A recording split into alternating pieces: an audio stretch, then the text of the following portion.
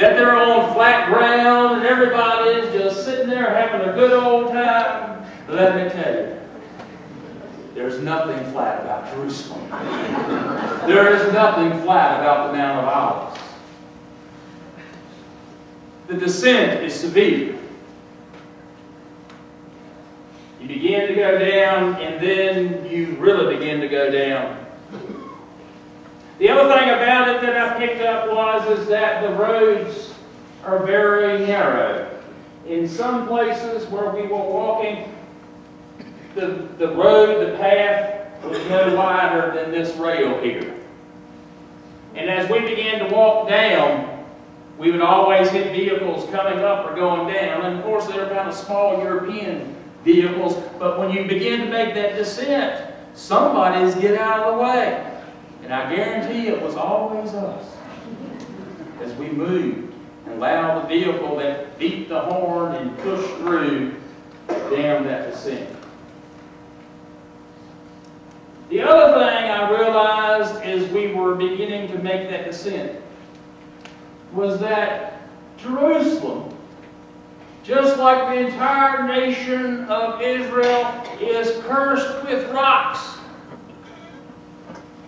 Big rocks, middle-sized rocks, little rocks, pebbles. It was not a smooth walk. And the roads, most of them in the old city, are all made of stone. And one of the things that you learn that when it rains in Israel, as it does this time of the year, that when that stone gets wet, it becomes slick as glass. One of our pastors, Southern Baptist, that was with us, we were in the city, well, what was left of Capernaum. It was destroyed by an earthquake, as many of these places were back in about the 7th century. We were going through that cobbled rock, and it was raining that day in Capernaum by the Sea of Galilee, and I was slipping.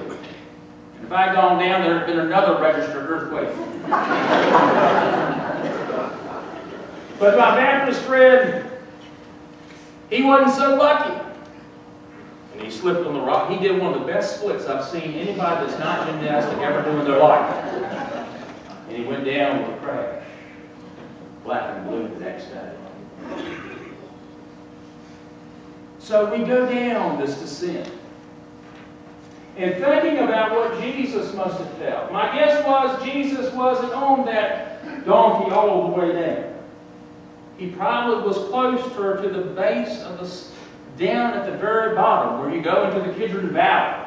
And then once you go down the Kidron Valley, you have to go by, as Jesus would have gone by, the text doesn't have it, a cemetery.